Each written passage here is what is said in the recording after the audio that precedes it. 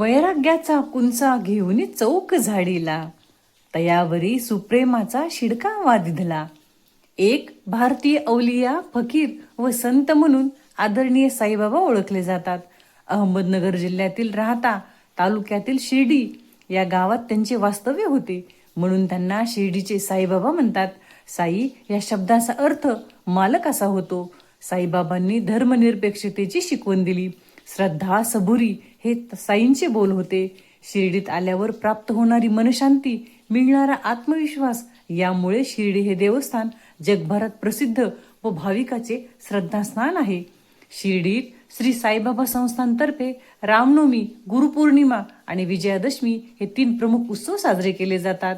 या उत्सवामध्ये शाहीचरित्र, अखंड पारायण, भव्य पालखी मिरवणूक, भजन कीर्तन व महाप्रसादाचे आयोजन केले जाते.